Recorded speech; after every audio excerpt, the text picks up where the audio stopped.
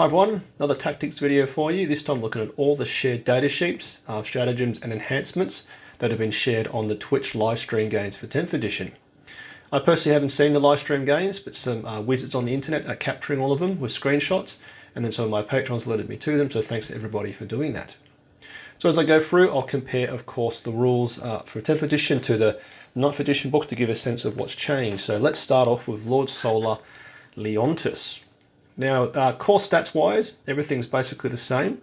Movement, toughness, the save, the wound, and then the leadership of a 6+ equivalent is at to his leadership 10 in our 9th edition at the moment.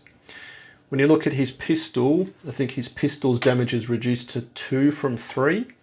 And then actually you'll see there's an additional attack profile from the horsey. Can use its hooves at 2 additional attacks. Now he is a leader model and he is an epic hero model, which means you can only bring one of Lord Solar, which is no change to the 9th edition book. Interestingly, he can join Rough Riders, but then also infantry squads and also the Khazrakans. And by infantry I mean things like Cadian Shock, Death Corps of Kreig and Catagen. Now I need to check the core rules, but I don't know how that interacts with the fact he's got a 12-inch move and the poor foot soldiers have got a 6-inch move. I'm assuming, got to check the rule book, you'll have to basically stick within coherency using the 6-inch move of the troops. Now as you look at his abilities, what they've basically done here is wrapped in a few of his existing rules, which actually as you look at it is a bit more simplified, and there's a bit of change. So the Lord Solar ability basically gives you 1 additional CP at the start of your command phase.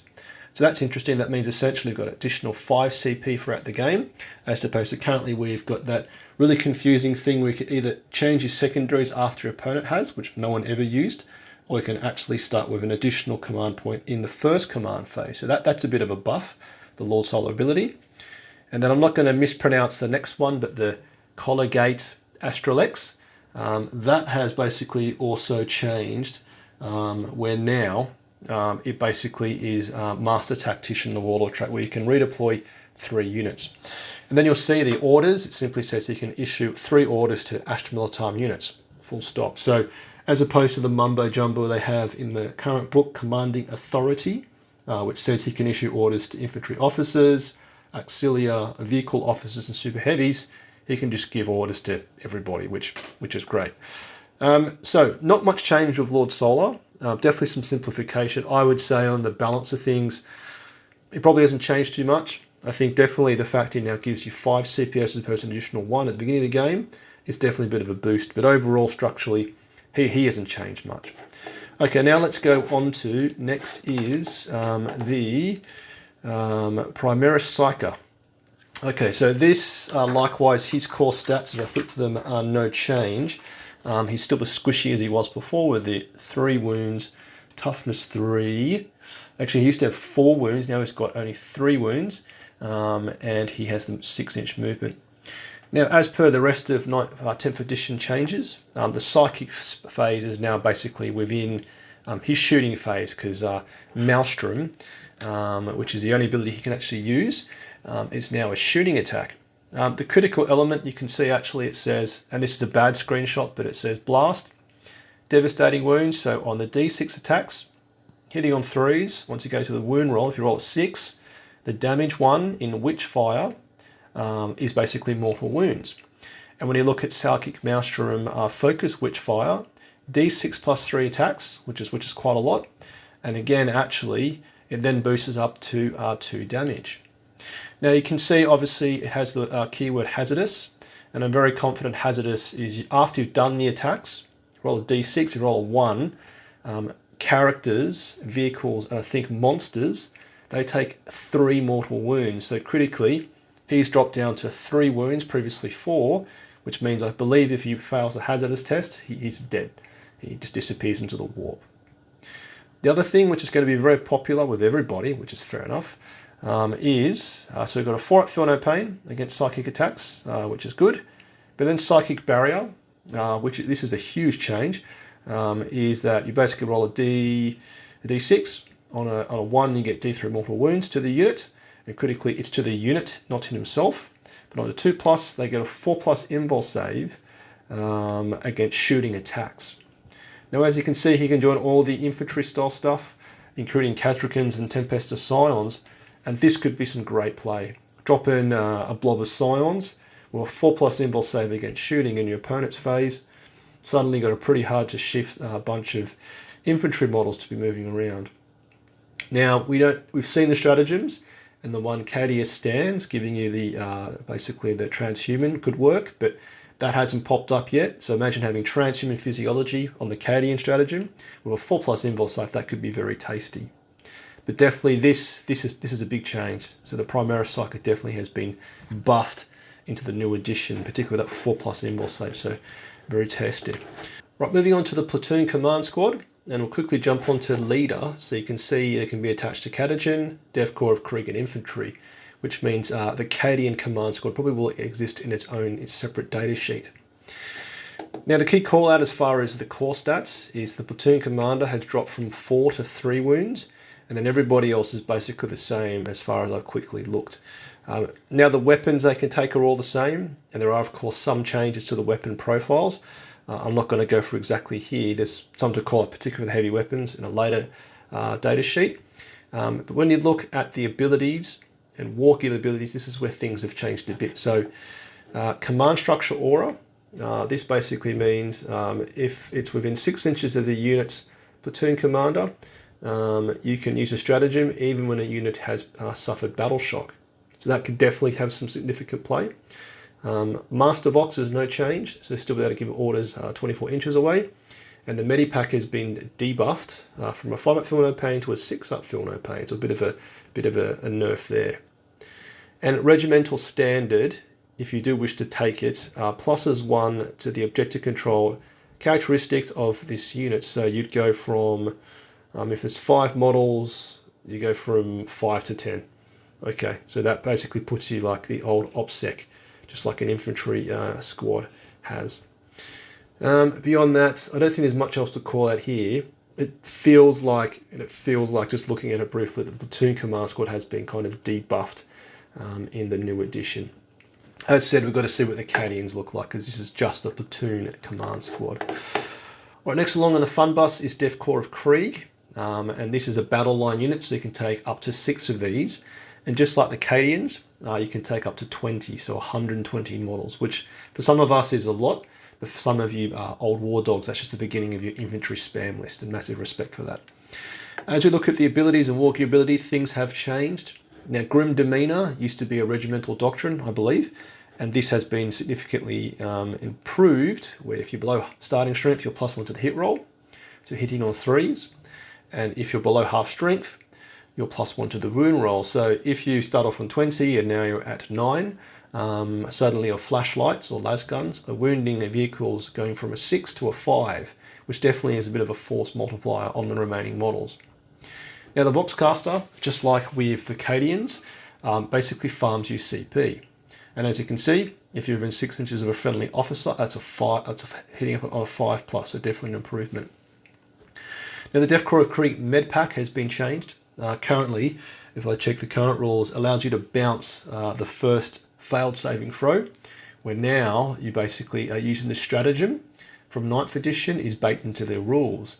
So at the start of your command phase, if you're below starting strength, so just even in 19 models, if you've got 20 model units, you get D3 models back. So that's really quite powerful, and this could make these guys hang on for a long time, which is really cool. So definitely looks like the Dev Corps of Kreig have had a bit of a glow up into the new edition. Now, as referenced, the Cadians, their unique ability from memory is their objective sticky. So you can hold an objective, move off the objective, and it's going to remain within your control in the next command phase until your opponent steals it off you. Right, okay, now on to fast attack. So our favourite chicken walker, the Scout Sentinel. Now, as I look at its core rules, the Scout Sentinel's movement, I believe, has been trimmed back by 2 inches to 10. Yeah, it's previously 12. It is now toughness 7, previously toughness 6, which matches all the vehicles getting tougher. And then beyond that, the weapon abilities, or the weapons themselves, I won't call out too much here, besides the autocannon is now damage 3, previously 2. And I believe also the crack missile is tougher as well, is stronger as well. Strength 9, previously I believe strength 8. Now you can see it's got 2 unique rules. So Scouts 9 inches. That basically means when the game begins, you can make a move up to 9 inches. And this is a bit of a change from the current rules where basically in 9th edition they're infiltrators. They can deploy in no man's land, which actually this is probably a bit of a debuff. It's going back to the 8th edition codex where they can do a pre-game move, which is probably not as powerful as an infiltration move. But then you can see Daring Recon. This is definitely a bit spicier. You can see this basically is the old, is it Expert Bombardiers? The Regimental Doctrine, where now within 18 inches, indirect fire weapons can re-roll hit rolls of 1. And they don't suffer the penalty to hit rolls for shooting at a target that's not visible to the attacking unit. Wow, okay, so yeah, it really feels like in 10th edition, indirect fire is going to be back on the menu. Not just for us, I think for everybody. So as per a video did yesterday, given that most indirect fire weapons are heavy, given if you remain still, you get +1 for remaining still. So that cuts out the nerf. But then within this, you can re-roll the 1 and also additional 1 to the hit roll as well. Now you can't stack up 1, and I'm going to have to work out the math, but fundamentally, this is looking like you could definitely bring back, dust off your Manticores and Basilisks, which I definitely will because I haven't used them for quite a while. But yeah, just looking at this overall, it's a bit of a debuff as far as the pre-game placement's concerned, but a bit of a glow up as far as helping our artillery be more accurate, which is going to be glorious. Right, next on the fast attack bus is the Taurox bus. Now the Taurox is now 12-inch move. I believe previously it was, oh dear, I've got to flip to it. Was it 14 or was it 12? Yeah, it was 14 before, now it's 12. Okay, so a bit of a reduced movement. Now you can see probably the key call-out for the weapons is twin autocannons are now twin linked, which means you can reroll the wound roll, and that definitely will help. As we said before, the autocannons are now damage 3, so that you could definitely wipe out most models which are multi-wound, except for the hardcore ones like Custodes. And the key thing is to basically look at rapid deployment, which we saw in the previews, means this model can advance and then debust the dudes inside. So really quite nice to be sort of whizzing things around, getting quite fast up the board. And also I did notice that the transport capacity has moved to 12 Astra Militarum infantry models, previously 10, which now means you can take blobs of 4 Bolgrams, or Ograms as it says here. And interestingly, it does call it you can't transport artillery. So maybe that's the field ordnance batteries, but I don't need to put them actually into a vehicle. Okay. All right, now on to the single elites that I've seen shared so far is our human friends, the Ratlings. Right, so their core stats haven't changed. They're still as squishy as always, but you can see their new rules are infiltrators and stealth. So infiltrators means you can pre-game place them in no man's land anywhere you want, and stealth means they're -1 to hit permanently. And also you can see shoot, sharp, and scarper has basically remained the same. So I think the key difference I've said here is that in your shooting phase, so it clearly states in the shooting phase, which I'm pretty sure that means you can't do it in Overwatch anymore. So the old gimmick of fire Overwatch, moving back 6 inches and wipe out your opponent's charge phase or charge attempts is now basically gone. But fundamentally, I think these may have a bit more play now, because given the Sentinels, the Scout Sentinels can't pre-game deploy no man's land, this is going to be our option. So maybe also Gaunt's Ghost will get that, but no one plays Gaunt's Ghost because they're too complicated, unfortunately. So that's the single elite unit I've seen pop up. Right now onto heavy support choices, and I've got quite a few here. Now the first is the heavy weapons squad. Now there's been some pretty big changes here, and as you look at the weapon statistics, this is where it all occurs. So firstly, all the weapons besides what is now called a las small arm have got the heavy keyword. So if they remain still, they get +1 to the ballistic skill. However, you can see the ballistic skill has changed for all the heavy weapons. So that basically means unless this unit stays still, which they mostly will, you're going to be hitting on 5s, but if they do sit still, you'll be hitting on 4s. Now, looking at this, there's no reason why you would play anything besides the mortars, because they're just way too squishy to be played in serious competitive games. despite the fact the models look absolutely fantastic. Looks so much better than the old ones. Now for the mortars, I'm probably going to get some of the rules wrong, but given you're hitting on 5s, if you can't see the target, you're then hitting on 6s, but if you stay still, you're hitting on a 5. Does that mean with take aim you can get it down to a 4? I don't actually know, because the rules state you can't be modified up or down more than 1. So I don't actually know how that works when you've got multiple modifiers. But if you're more close to that type of thinking from the rules point of view, let me know in the comments, because I do want to know. But yeah, no rule changes as far as the damage output, but the ballistic skill cut is pretty significant here, and forcing you to keep this guy static, which arguably you do anyway, yeah. Okay, next along is, which one have I got here? It's the Basilisk. So apologies, this screenshot from whoever did it is not the best. But you can see the toughness has gone up from toughness 7, I think it is, to toughness 9. So matching the fact everything's getting tougher. And then everything else remains the same for the Basilisks, with the 11 wounds. And interesting, the OC value of 3. Now, what was the Taurox? The Taurox was an OC value of 2. Okay, so this larger tank style model has got an OC value of 3, which definitely helps. Now, it's hard to see with this poor screen, but the Earthshaker cannon is no change on the range. It's no change on the amount of attacks, which I think is D6 plus 3. That's no change. It's strength 8, currently strength 10, so it's been cut. AP 2 and 2 damage, so that is no different to the current weapon there. Definitely taking it back down to strength 8 is a bit of a nerf. That does mean against infantry you're going to be always wounding at least on 3s. You're going to lose out against toughness 5 models who are previously wounding on 2s. But it does mean against some of the tougher vehicles, you're only wounding on 5s, such as the Land Raider, which I think is a toughness 12. So this puts us in a bit of a weird place. Now, what is hard to see for the screen snippet is the Earthshaker rounds. Now, what this basically does is it basically, it's almost like pinning fire for infantry models being targeted. And I think it says -2 to their movement characteristic, advance, and charge roll. So that could be quite nice to play. Basically debuff a unit which is quite aggressive, maybe threatening with a charge roll. You could probably hit them with the Basilisk, and it's simply saying, I think if I go in after this model has shot, those attacks which are scored against an enemy unit. So as long as you've hit that unit, you're basically debuffing their charging. But yeah, I think it's the Basilisk is going to go from being quite a powerful weapon, blasting things apart, to being probably more carefully used against sort of light vehicles and infantry. So interesting there. All right, next along, I believe is the Wyvern. Now, okay, looking at this, again, toughness 9, it's gone from toughness 7 to 9, and the number of shots has been cut pretty hard. So it's currently 4d6, and now it's only 2d6 for the quad storm shard mortar. So let's see the keywords. Blast ignores cover. Okay, ignores cover.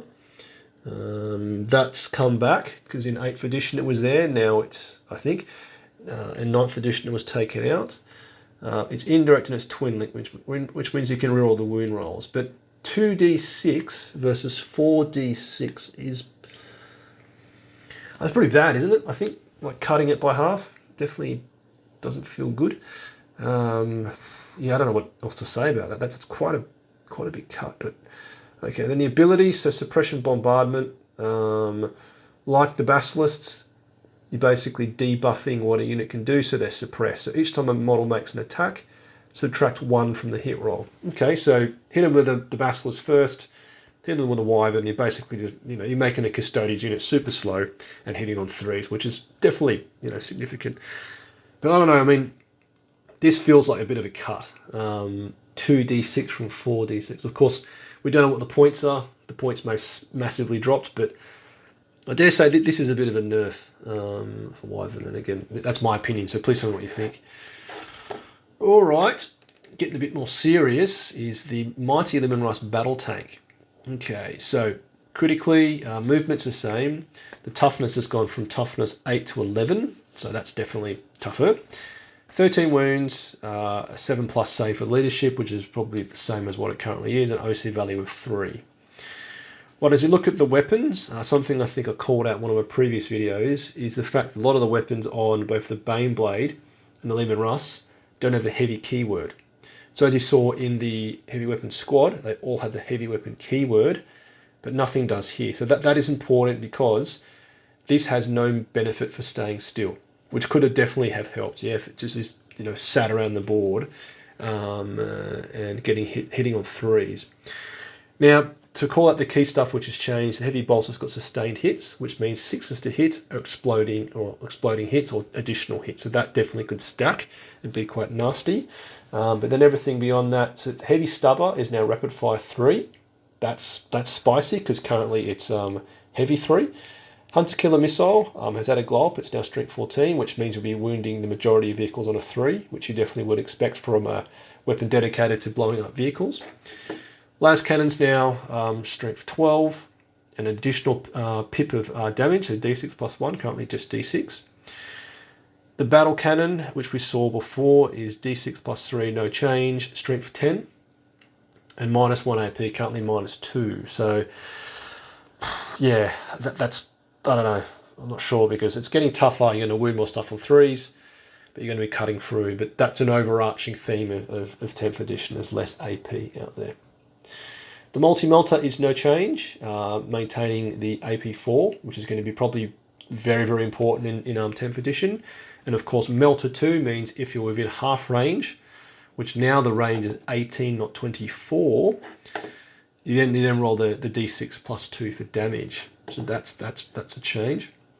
Now, beyond that, I think the key call-outs per video I did yesterday is given it doesn't have the heavy keyword, when you get tagged in melee, which you can still shoot out of and into melee, as any vehicle or monster in 10th edition, you're minus 1 to hit, which means we're then hitting on 5s, everything that shoots out. If we had the heavy keyword, we're hitting on at least, it'd be sort of cancelling out the minus 1 modifier, but now we're hitting on 5s. And that is a massive downgrade for us. That's really material actually, because obviously we're going to 50% of the time to 33% of the time you're hitting. Now, got to see what tank orders do, what it could actually, maybe it buffs us back up to a 4, but we haven't actually seen the tank orders data rules yet. But this, I think, is pretty critical that we may go back to being quite inaccurate, which is, we'll see how it all sort of feathers out. Now, a new rule is Armoured Spearhead. So each time this model makes an attack, the target is an enemy unit, reroll a hit roll of 1. Okay, and if this unit's within range and objective marker you do not control, you reroll the hit roll instead. If that unit is within range you do not control. Okay, so that definitely helps. You've got basically gunner's kill on sight baked in. And then interestingly, so if you're within range of an objective marker you don't control, so basically trying to contest an objective, you reroll the hit roll. Okay, so that's tasty. It's definitely tasty. But the key thing about statistics and Math Hammer is a reroll of 1 is never as good as a +1 to hit. Because a +1 to hit, if you went from 4 to 3, will be 50% chance to 67% chance, versus rerolling 1, where basically I think it's like an additional 6 or 7% improvement. Maths all over the place, but you want to be improving the ballistic skill versus rerolling hits, because it does make it better. But that's going to help. But key call it for the Leman Russ is a ballistic skill of 4+ and no heavy weapon ability. It means we're going to be hitting on 5s all the time, which is definitely going to hurt as far as damage output is obviously concerned. Okay, last data sheet is the mighty Deathstrike missile. So again, no changes really, besides it's got toughness 10, which is a glow from its toughness 7, I believe. And the way you activate the Deathstrike missile, which now just is the plasma warhead, versus all the different options you've got currently, which is Godspear, Vortex, and Plasma. You just have got Plasma. Okay, fine, whatever. Now, the way you activate and fire it is no change. You designate target, and as per the reading, I had to read it several times, is you get to fire it the next turn. So you put down your marker, next command phase or next shooting phase, you get to launch your missile. And then you can adjust fire and play that game of just chasing your opponent around the battlefield, which can be quite fun. But the way it basically works now, you can see, and again it's a bit blurry, but the number of attacks or hits on the target is 2d6. So as you can see, it says all units within 6 inches of that target marker, you roll 2d6, and that's how many hits go onto each. Now what's changed here now is you now actually have to roll a hit roll of a 2+. Yeah, so all units within d6, they get 2d6 hits each, and then you've got to roll to actually hit in the first place. Then from there, you can see its strength 16, AP 4, and 1 damage. But critically, it's got blast and one shot, and also pleasant work, which is a unique rule. But what this basically means is you're going from mortal wounds, which auto wound, to now basically allowing your opponent, you actually have to roll to wound, and they can also have a saving throw. Of course, an AP 4 will against most units wipe out their saving throw unless they're in cover or have got a 2+ save like Custodies. But this potentially, I might have to math hammer it, is a bit of a cut. Now the key call out though is as per the 9th edition book, where if you roll a 1, it does nothing. Now because you're rolling 2d6, you've now got more dice going in to actually roll to hit.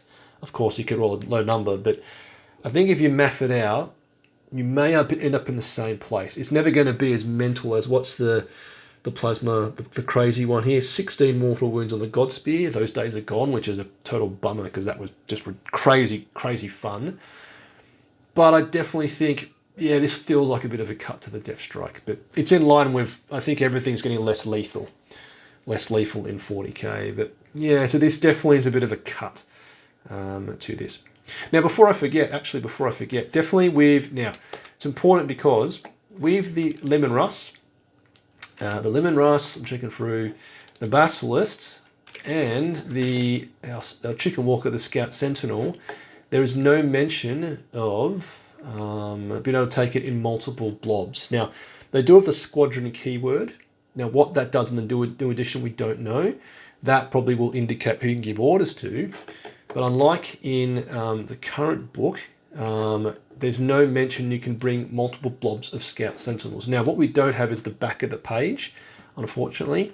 But if this is just all you can take, as per what we can see here, that means you can take a max of 3 Scout Sentinels and 3 Leman Russ in your army. And that could be really, really bad to go from, potentially taking 3 by 3 Leman Russ battle tanks in squadrons to just 3 would be a big cut. But I don't think they'll do that, because that'll really rip the life out of a lot of army lists for Astra Militarum. So that's a call out. But, all right, now into our stratagems, and it's great to see our 6 stratagems that are available from the launch.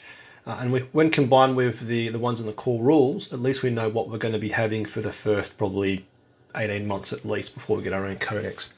Okay, left to right, top to bottom, Armoured Might is basically ablative plate. This current stratagem for 2 CP, and the key call out that's different here is the fact this now applies to 1 Astra Militarum vehicle.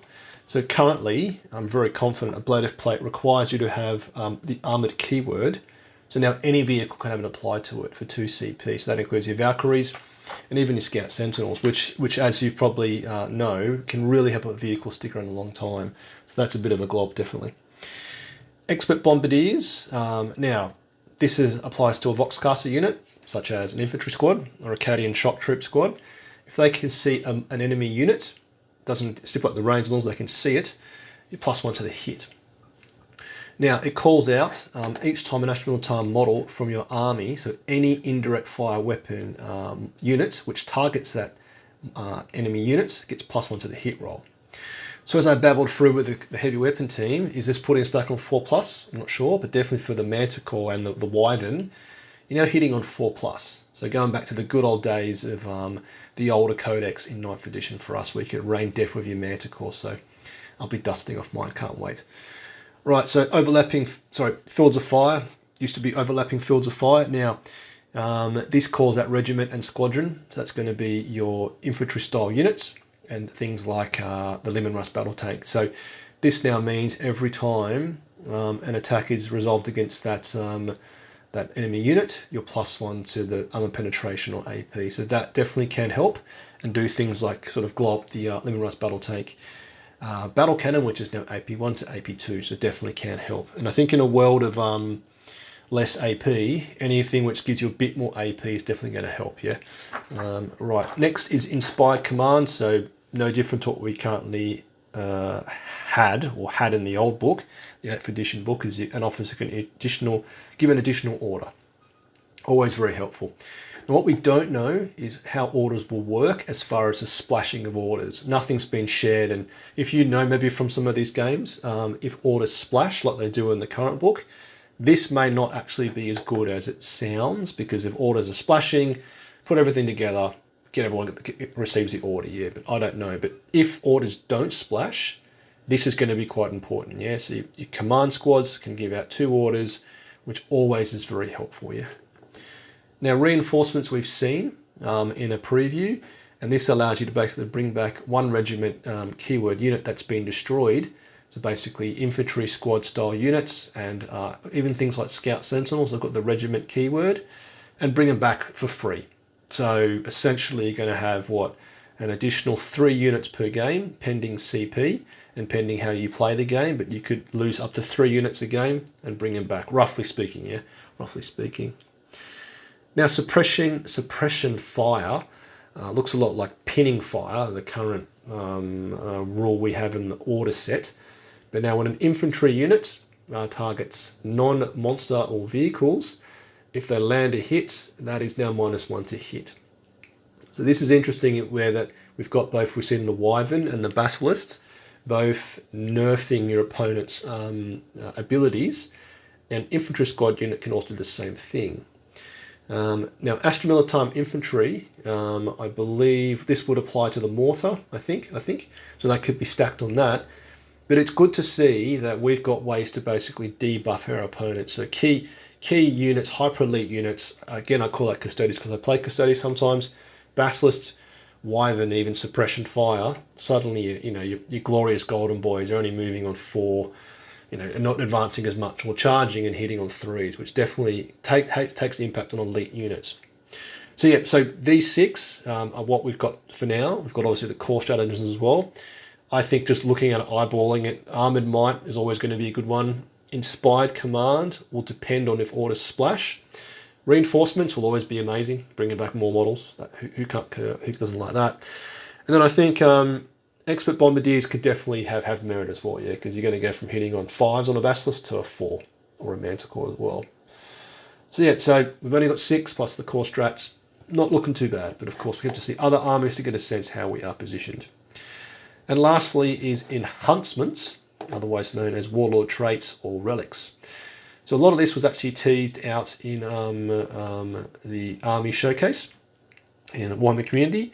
But as we look at it, everything is the same name, but what they do is different. So Krovzaquilla, officer only. Once per battle, after opponent has used a stratagem, they must pay an additional CP. So that is no change, I think. Is that right? Krovzaquilla does that. Okay, that's good. So basically force your opponent to spend more CP. The Death Mask of Orlanius has changed, where no longer you have an invul save of 4+. You now are simply subtracting 1 as opposed to changing it to 0 for your objective control characteristic. So I guess the idea here is if you put a Cadian Castellan with a Death Mask Orlanius on a 20-man blob of Cadian shock troop, if they become battle shocked, then our OC value is 1, not 0, which means you can still hold objectives. Now, is this the most powerful thing out there? I don't know. I mean, we have to see other stuff, but it doesn't feel that powerful. So Grand Strategist, this has changed. It's now you can order an additional order. I mean, why they changed everything around this? You just keep it the same. I mean, whatever, but Karov's anyway. They just change. The names are the same. They're just changing what they do. But anyway. Okay. And Drill Commander. This obviously is a current one, I think, for the Scions. Yeah. Where now, if the officer that's leading a unit, if they remain stationary, your critical hits wound on a 5+. So, as we know from again a preview from GW, is that Born Soldiers is basically staying the same, except you must remain still to benefit from the auto wounding 6s. So now you can auto wound on 5s. So this feels good, but depending on which units this can be attached to, and I'm assuming it's going to be mostly infantry style models, which can, as we've seen for Lord Castellan, and also the Primaris Pysker, is only infantry style. So this would probably work obviously on Kazrakins, which is definitely sort of feels about right. So yeah, I think that could be an early call out. Is probably Kazrakins will remain as powerful as they currently are, given all their damage output. It depends what strats you can stack, but if we sort of look at the strats we've got in front of us, there's no mention of overcharged las cells or whatever the mortal wound bomb is called, but it all depends on what their datasheet has baked in, yeah? But officer attached to Kazrakins, auto wounding on 5s, that feels powerful, yeah, it does feel powerful. But yeah, so that is everything that I've seen out on the interwebs, and massive thanks to the patrons who've been giving this to me, because I don't actually use Reddit, quite old-fashioned. But definitely, I think across the board, you know, it's looking good, I'd say. It's hard to tell when you just see Astra Militarum by himself here, but it's definitely feeling positive. I think the key one is going to be the Primaris Pysker. 4+ Envol save infantry is going to be hilarious. It's going to be just magical, just sitting there copping hits. The Death Corps of Kreig, as I said, I think if you put the Primaris with the Death Corps of Kreig, you know, that could definitely make you stick around. And then bolt on the command squads. So you've got a 6-up Feel No Pain, 4+ Envol save, and you can return D3 models per turn into the 20-man blob.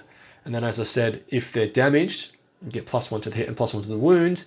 Suddenly your Death Corps of Kreig guys are going to be quite sturdy and actually punching out a fair bit of damage. So great to see the Death Corps have got a glow up, yeah, because I think they've needed a glow up for a long time. They deserve it because a lot of Forge models out there. So that's great to see. Beyond that, I'm not going to make much sort of comment. It's hard to sort of call out, but the Wyvern seems to be cut. The Basilisk and Strength 8 doesn't feel great. And the Leman Russ, without the heavy keyword, I'm really worried about how we're going to manage when we get tagged in melee. But in a world of tougher tanks, I think it's probably fair. It does feel like from looking at this that infantry are just going to disappear quite quickly like they always do. And you're going to finish your games with a lot more vehicles left than you do in 10th edition, in 9th edition where everything seems to die. But yeah, hopefully you enjoyed that. Bit of a different approach for me as opposed to, I usually write everything out. I'm actually sort of free balling as we go, if that's the right way to say it. But yeah, hopefully you enjoyed seeing all those data sheets, and massive thanks to the patrons who've shared this with me. But hopefully you enjoyed it, and any questions or comments, put them in the comments, yeah? So if you enjoyed this, want to support me, you can do so with a like, comment, or by subscribing, joining my Patreon platoon, or simply watching any of my other YouTube videos. And massive thanks to my current supporters. Let's get your bayonet sharp, las gun oiled, faith in the Emperor strong, Patreon platoon, sound off. Tank Commander Glenn, Tank Commander Watchdog Van Etten, Tank Commander Mitchell, Colour Sergeant DuPont, Sergeants Adal, the Colonel Merrill, Veteran Gibson, Hall, Lundeen, Guardsman Beard, Coquelin, Flint, Hills, Malik, Nitton, Nguyen, Smith, Tom, Tompkin, Conscript England, Gilliam, Goodwin.